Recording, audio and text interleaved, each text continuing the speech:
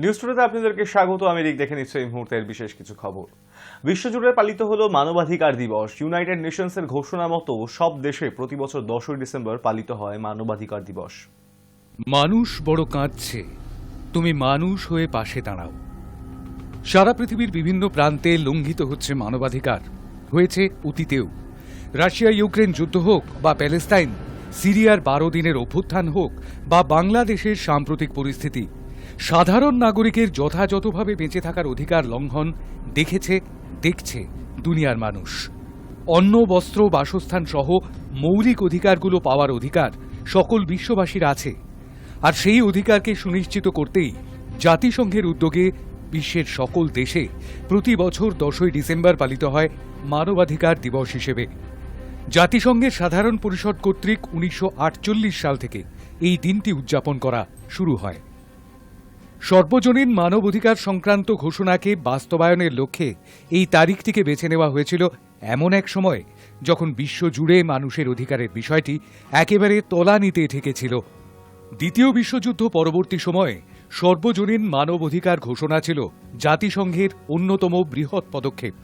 1950 সালের 4 ডিসেম্বর জাতিসংঘের সাধারণ পরিষদের 317তম পূর্ণ অধিবেশনে 423/5 অনুচ্ছেদের মাধ্যমে সদস্যভুক্ত দেশ সহ আগ্রহী সংস্থাগুলোকেও দিনটি তাদের মতো করে উদযাপনের আহ্বান জানানো হয়।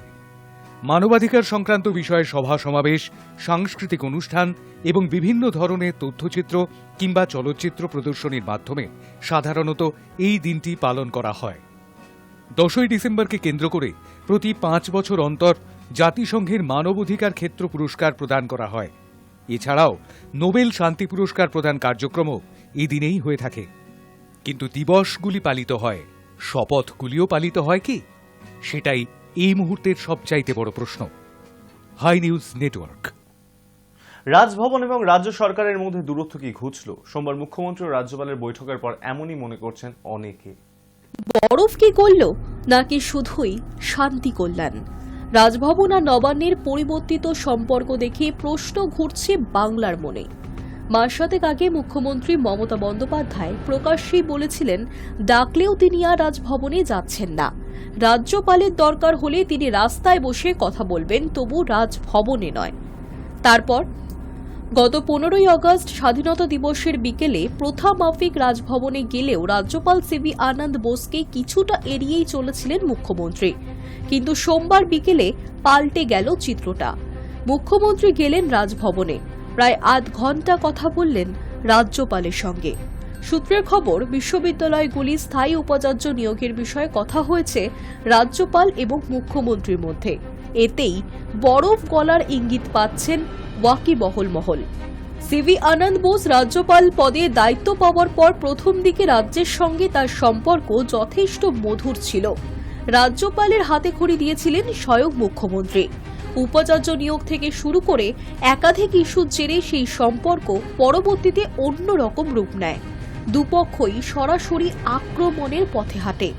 বিস্তর জলঘোলা হওয়ার পর কিছুদিন আগে ফের সম্পর্ক স্বাভাবিক হওয়ার ইঙ্গিতও পাওয়া যায়। এবছর লোকসভা নির্বাচনের সঙ্গেই বাংলার 4 বিধানসভায় উপনির্বাচন হয়েছিল। বিজয়ী তৃণমূল প্রার্থীরা রাজভবনে যেতে চাননি শপথ নিতে। এদের মধ্যে বরানগরে জয়ী সায়ন্তিকা বন্দ্যোপাধ্যায় নিরাপত্তার কথা তুলেছিলেন। কিন্তু সেই 4 জনের শপথ নিয়ে বিধানসভা রাজভবনের বিস্তর দড়ি টানাটানি চলে। শেষ পর্যন্ত রাজ্যপালকে উপেক্ষা করেই বিধানসভায় শপথ নিয়েছিলেন সায়ন্তিকারা। কিন্তু সদ্য হওয়া 6টি বিধানসভার উপনির্বাচনে বিজয়ীদের শপথের ক্ষেত্রে কোনো সমস্যা হলো না। বোস নিজে বিধানসভায় গিয়ে শপথ বাক্য পাঠ করান নতুন বিধায়কদের। শপথ হয় মসৃণভাবে। তারপর বাংলা আবারও উল্টো পুরাণ দেখল বিশ্ববিদ্যালয়ের ক্ষেত্রে। যে ক্ষেত্র দীর্ঘদিন ধরে রাজভবন এবং নবান্নের মধ্যে যুদ্ধক্ষেত্র হয়েছিল, 6টি বিশ্ববিদ্যালয়ের উপাচার্য নিয়োগের বিষয়ে মুখ্যমন্ত্রী মমতা বন্দ্যোপাধ্যায় যে প্রস্তাব পাঠিয়েছিলেন রাজ্যপাল তথা বিশ্ববিদ্যালয়গুলির আচার্যকে, তাতেও অনুমোদন মিলে গিয়েছে। তার দুদিনের মধ্যেই দেখা গেল মুখ্যমন্ত্রী রাজভবনে গিয়ে রাজ্যপালের সঙ্গে দেখা করে এলেন, যা শৈত্য কাটার লক্ষণ। রাজ্যপাল সম্পর্কে সাধারণ ধারণা তিনি দিল্লির বাধ্য ছাত্র, অর্থাৎ তিনি যা বলেন বা করেন রাজধানীর বার্তা পেয়েই করেন। মুখ্যমন্ত্রী তথা রাজ্য সরকারের সঙ্গে সংঘাতের পথ ছেড়ে সমন্বয়ের যে আবহ তৈরি করেছেন রাজ্যপাল, তার নেপথ্যে কি দিল্লির বার্তা রয়েছে? তাহলে কি কেন্দ্রীয় সরকারের সঙ্গে রাজ্য সরকারের সম্পর্কের কিঞ্চিত হলেও উন্নতি হয়েছে? এই বিষয়ে সদুত্তর কেউই দিতে পারছেন না। তবে কিছু সূচক দেখে বোঝার চেষ্টা করছে রাজনৈতিক এবং প্রশাসনিক মহল। লোকসভা শীতকালীন অধিবেশনে কেন্দ্রীয় সরকারকে আদানি কাণ্ড নিয়ে ছেকে ধরেছে কংগ্রেস এবং বিরোধী জোট ইন্ডিয়ার আরও অনেক ছোটখাটো শরিক। কিন্তু তা থেকে দূরে থেকেছে জোটের দ্বিতীয় এবং তৃতীয় বৃহত্তম শক্তি সমাজবাদী পার্টি এবং তৃণমূল। কংগ্রেসের সঙ্গে লোকসভা এবং রাজ্যসভার কক্ষ সমন্বয়ের ক্ষেত্রেও তৃণমূল নিরাপদ দূরত্ব বজায় রেখে এগোচ্ছে এখনো পর্যন্ত। সম্প্রতি মুখ্যমন্ত্রী একটি সাক্ষাৎকারে মন্তব্য করেছিলেন, চাইলেই তিনি বিরোধী জোট ইন্ডিয়ার নেতৃত্ব দিতে পারেন, এমনকি তার জন্য দিল্লি যাওয়ারও দরকার নেই, বাংলায় বসেই তিনি তা করতে পারেন বলে অভিমত ব্যক্ত করেছিলেন। যা নিয়ে জাতীয় রাজনীতিতে গত ৩-৪ দিন ধরে আলোচনাও হচ্ছে। সেই সূত্রেই অনেকেরই প্রশ্ন, তাহলে কি কংগ্রেসকে বিড়ম্বিত করা মুখ্যমন্ত্রীর মন্তব্যকে কেন্দ্রীয় বিজেপি ইতিবাচকভাবে দেখছে? কারণ এই মুহূর্তে কংগ্রেসই প্রধান বিরোধী দল। লোকসভায় রাহুল গান্ধী বিরোধী দলনেতা, তাকেই নেতা হিসেবে তুলে ধরা হচ্ছে। একথা ঠিক যে দেশে অর্ধেকের বেশি লোকসভা আসনে লড়াই হয় বিজেপি আর কংগ্রেসের মধ্যেই। দেশের আর কোনো দলের সেই ব্যাপ্তি নেই। জাতীয় রাজনীতির প্রেক্ষাপটে বিজেপির কাছে তৃণমূলের তুলনায় কংগ্রেসই অনেক বড় লক্ষ্যবস্তু। সেই কংগ্রেস যে বিরোধী পরিসরের নেতৃত্ব দিচ্ছে, সেখানে মুখ্যমন্ত্রী যদি নেতৃত্ব দাবি করেন, বিরোধী পরিসরে যদি কংগ্রেস সম্পর্কে অনাস্থা তৈরি হয়, তাতে আখেরে বিজেপিরই লাভ। Hi news network. ভারত বাংলাদেশের টানাপোড়েনের মাঝেই সোমবার বৈঠক করেছেন দুই দেশের বিদেশ সচিব। বৈঠক সেরে কি জানালেন ভারতের বিদেশ সচিব, দেখুন। বাংলাদেশের অন্তর্বর্তী সরকারের সঙ্গে আগের মতোই সুসম্পর্ক চায় ভারত। ঢাকায় বিদেশ সচিব পর্যায়ের বৈঠক শেষে নয়াদিল্লিতে এই অবস্থানের কথা স্পষ্ট করলেন ভারতের বিদেশ সচিব বিক্রম মিস্ত্রি। একই সঙ্গে বৈঠকে সংখ্যালঘুদের নিরাপত্তা নিয়েও উদ্বেগ প্রকাশ করার কথাও জানান তিনি। দুদেশের দ্বিপাক্ষিক সম্পর্কে টানাপোড়েনের আবহেই সোমবার সকালে ঢাকায় যান বিক্রম মিস্ত্রি। বেলার দিকে অতিথি নিবাস পদ্মা ভবনে বাংলাদেশের বিদেশ সচিব মোহাম্মদ জসিম-উদ্দিনের সঙ্গে একান্ত বৈঠক করেন। প্রতিনিধি পর্যায়ের বৈঠকের আগে দুদেশের বিদেশ সচিব একান্তে বৈঠক সারেন। প্রায় ঘণ্টা দুয়েক ধরে চলে বৈঠক। বৈঠকের পর বাংলাদেশের বিদেশ দপ্তরের উপদেষ্টা মোহাম্মদ তৌহিদ হোসেনের সঙ্গে সৌজন্য সাক্ষাৎ করেন মিস্ত্রি। সৌজন্য সাক্ষাতের পর সংবাদ মাধ্যমের মুখোমুখি হয়ে বৈঠকের নির্যাস জানান ভারতের বিদেশ সচিব। তিনি জানান, আমাদের মধ্যে অত্যন্ত খোলামেলা গঠনমূলক আলোচনা হয়েছে। বাংলাদেশের সঙ্গে ইতিবাচক, গঠনমূলক এবং উভয় পক্ষে লাভজনক সম্পর্ক চায় ভারত। অতীতের মতোই বর্তমানেও নয়াদিল্লি ঢাকার সঙ্গে সুসম্পর্ক চায় বলে জানান তিনি। বৈঠকে কোন কোন বিষয় আলোচনা হয়েছে তা জানিয়ে ভারতের বিদেশ সচিব বলেন, আমরা বিদ্যুৎ, শক্তি, যোগাযোগ, বাণিজ্য, সাংস্কৃতিক বোঝাপড়া, কূটনৈতিক বোঝাপড়া সহ একাধিক বিষয়ে কথা বলেছি। একই সঙ্গে তিনি জানান, আমরা সাম্প্রতিক ঘটনা প্রবাহ নিয়েও আলোচনা করেছি এবং আমি সংখ্যালঘুদের সুরক্ষা ও উন্নয়ন নিয়ে আমাদের উদ্বেগের কথাও জানিয়েছি। আলোচনায় এসেছে সাংস্কৃতিক এবং ধর্মীয় সম্পত্তির উপরে হামলার ঘটনাও। শেখ হাসিনা সরকারের ক্ষমতাচ্যুত হওয়ার পর বাংলাদেশে যে একাধিক বদল হয়েছে সে কথাও জানান তিনি। একই সঙ্গে অন্তর্বর্তী সরকারের প্রতি ভারতের মনোভাব ব্যক্ত করে তিনি স্মরণ করিয়ে দেন, সেই সরকারের প্রধান উপদেষ্টা হিসেবে মুহাম্মদ ইউনূস শপথ নেওয়ার পর প্রথম যে রাষ্ট্রপ্রধানরা অভিনন্দন জানান ভারতের প্রধানমন্ত্রী নরেন্দ্র মোদী তাদের মধ্যে অন্যতম। On his assumption of office, the two of them had a very cordial telephone conversation thereafter, and the chief advisor also accepted the Prime Minister's invitation to speak at the third Voice of the Global South summit that was held in August this year. Since then, the External Affairs Minister and the Foreign Affairs Advisor have also been in touch. They met each other on the sidelines of the UN General Assembly in New York in September this year.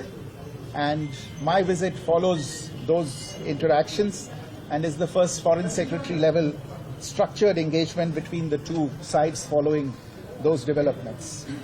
Today's discussions have given both of us the opportunity to take stock of our relations, and I appreciate the opportunity today to have had a frank, candid and constructive exchange of views with all my interlocutors.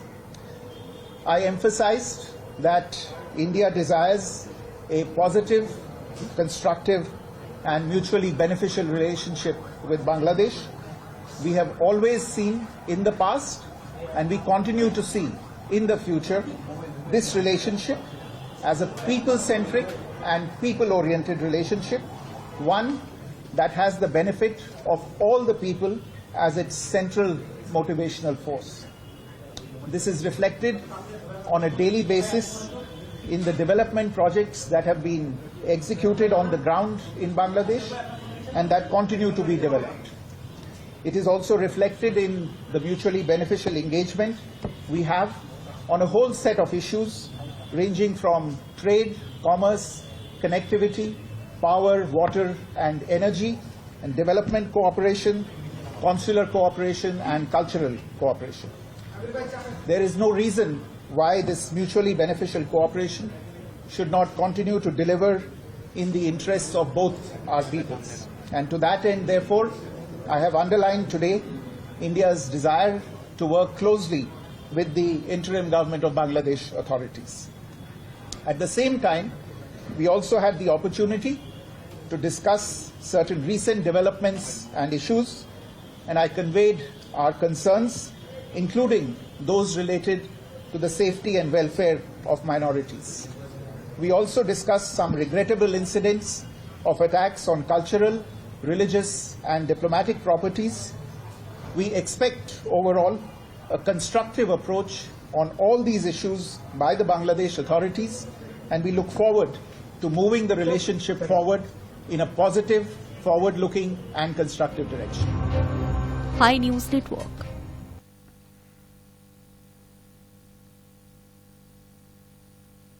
পূর্ব মেদিনীপুরে মন্দারমণিতে অবৈধ hotel বা lodge ভাঙা নিয়ে জেলা শাসকের নির্দেশের ওপর স্থগিতাদেশ মেয়াদ বৃদ্ধি করালো কলকাতা হাইকোর্ট। মঙ্গলবার হাইকোর্টের বিচারপতি জয় সেনগুপ্ত জানিয়েছেন, আগামী 24শে জানুয়ারি পর্যন্ত কোনো পদক্ষেপ করা যাবে না। আগামী 17 জানুয়ারি এই মামলার পরবর্তী শুনানি। গত 11 নভেম্বর মন্দারমণি অবৈধ হোটেল লজগুলি ভেঙে ফেলার নির্দেশ দিয়েছিল জেলা প্রশাসন। আর ওই নির্দেশের বিরুদ্ধেই মন্দারমণি হোটেল মালিকরাও সংগঠন উচ্চ আদালতে দ্বারস্থ হলে গত 22 নভেম্বর জেলা শাসকের নির্দেশের ওপর অন্তর্বর্তী স্থগিতাদেশ দেন বিচারপতি অমৃতা সিনহা।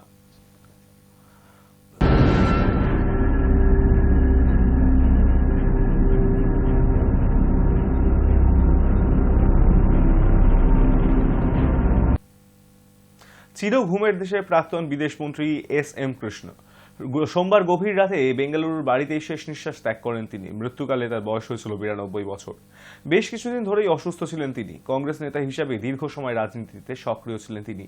শেষের দিকে তিনি যোগ দেন বিজেপিতে। মূলত বেঙ্গালুরুকে টেক ক্যাপিটাল বা প্রযুক্তি বা তালুক করার ক্ষেত্রেই বড় ভূমিকা ছিল এস.এম. কৃষ্ণের। তার মৃত্যুর কথা শুনে শোক প্রকাশ করেছেন কর্ণাটকের মুখ্যমন্ত্রী সিদ্দারামাইয়া।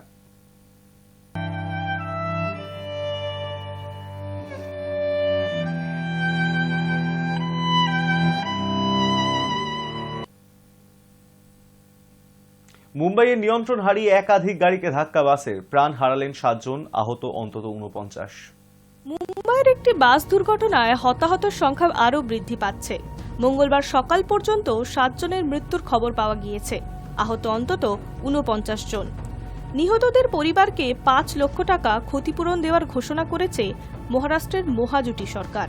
সোমবার রাত 9:45 নাগাদ মুম্বাইয়ের কুরলা এলাকায় যাত্রীবাহী একটি বাস নিয়ন্ত্রণ হারিয়ে 30 থেকে 40টি গাড়ি ধাক্কা মেরে ফুটপাতে উঠে যায়। তারপরেই একটি আবাসনের মূল ফটকে ধাক্কা মারে। এই দুর্ঘটনায় প্রথমে 4 জন পথচারীর মৃত্যুর খবর পাওয়া গিয়েছিল। পরে পুলিশের তরফে জানানো হয় নিহতের সংখ্যা 6। প্রাথমিকভাবে জানা গিয়েছে মহারাষ্ট্র সরকারের অধীনস্থ স্বায়ত্তশাসিত সংস্থা Brihanmumbai electricity supply and transport undertaking এর বাস ছিল সেটি। ওই বাস যাত্রীদের নিয়ে কুরলা স্টেশন থেকে আন্ধেরির উদ্দেশ্যে যাচ্ছিল। প্রত্যক্ষদর্শীরা জানিয়েছে, হঠাৎই বাসটির গতি বাড়তে থাকে। গতি কমানোর জন্য চিৎকার করতে থাকেন যাত্রীরা। তারপরেই ঘটে যায় দুর্ঘটনা। এই প্রসঙ্গে মহারাষ্ট্রের অন্যতম ডেপুটি কমিশনার গণেশ গাওড়ে সংবাদ সংস্থা এএনআইকে বলেন, কুরলায় একটি বাস নিয়ন্ত্রণ হারিয়ে কিছু গাড়িতে ধাক্কা মেরেছে। আহত ব্যক্তিরা হাসপাতালে চিকিৎসাধীন, তদন্ত চলছে। সোমবার রাতে বাস চালক সঞ্জয় মোরকে গ্রেফতার করেছে পুলিশ। চালকের বিরুদ্ধে অনিচ্ছাকৃত খুনের মামলা রুজু হয়েছে। বাস চালানোর সময় তিনি মত্ত অবস্থায় ছিলেন কিনা তা খতিয়ে দেখা হচ্ছে। মঙ্গলবার সকালে ঘটনাস্থলে যান ফরেনসিক বিশেষজ্ঞরা। সেখান থেকে নমুনা সংগ্রহ করেন তারা। তদন্তের পর কী কারণে দুর্ঘটনা তা বোঝা যাবে বলে মনে করা হচ্ছে। বাসটির কোনো যান্ত্রিক ত্রুটি ছিল কিনা তা খতিয়ে দেখা হচ্ছে। Hi news network. মেরামতির জন্য আগামী সোমবার সারাদিন বন্ধ থাকবে টালা ট্যাঙ্ক, এমনটাই জানালো কলকাতা পুরসভা। আগামী সোমবার গোটা দিন ধরেই বন্ধ থাকবে টালা পাম্পিং স্টেশন, বন্ধ থাকবে পলতা জল পরিশোধন কেন্দ্র। মেরামতির জন্য 16 ডিসেম্বর সকাল থেকে 17 ডিসেম্বর ভোর পর্যন্ত পাম্পিং স্টেশন বন্ধ রাখা হবে। এবার বিজ্ঞপ্তি জারি করে এমনটাই জানিয়ে দিল কলকাতা পুরসভা। আর এর জেরেই চিন্তার ভাঁজ পড়েছে শহরবাসীর কপালে। কারণ টালা ট্যাঙ্ক বন্ধ থাকলে শহরের বিস্তীর্ণ এলাকায় বন্ধ হয়ে যাবে পানীয় জলের সরবরাহ। সোমবার কলকাতা পুরসভার জল সরবরাহ দপ্তরের তরফেও বিজ্ঞপ্তি জারি করা হয়েছে। তাতেই বলা হয়েছে আগামী 16 ডিসেম্বর সকাল 9টা থেকে 17 ডিসেম্বর সকাল 6টা পর্যন্ত পলতা এবং টালা পাম্পিং স্টেশন বন্ধ রাখা হবে। ওই সময়ের মধ্যেই সেরে ফেলা হবে বেশ কয়েকটি গুরুত্বপূর্ণ মেরামতির কাজ। আগের চেয়ে খানিক বড় ভাল্ব বসানোর পাশাপাশি ইলেকট্রোমেকানিক্যাল ড্রাইভ, পাম্প, উচ্চ ভোল্টেজের মোটর এবং অন্যান্য বৈদ্যুতিন যন্ত্রাংশ সারাই করা হবে। তাছাড়া ট্যাঙ্কের লিক সারাইয়েরও কাজ সেরে ফেলা হবে ওই সময়ের মধ্যে। আর এর জেরেই 16 ডিসেম্বর গোটা দিন পলতা ও টালা জলাধার থেকে জল সরবরাহ বন্ধ থাকবে। ফলে উত্তর ও মধ্য কলকাতার বিস্তীর্ণ এলাকায় জল সংকট তৈরি হতে পারে বলেই আশঙ্কা করছেন অনেকে। কলকাতা পুরসভার 16টি বোরোর মধ্যে প্রথম 7টিতেই টালা থেকে জল সরবরাহ সম্পূর্ণ বন্ধ থাকবে। জল সরবরাহ বন্ধ রাখা হবে কসবা সহ 8 নম্বর বোরোর একাংশেও। পলতা থেকে জল সরবরাহ বন্ধ রাখলে দুর্ভোগের মুখে পড়বেন উত্তর 24 পরগনার বিস্তীর্ণ এলাকাবাসীরা।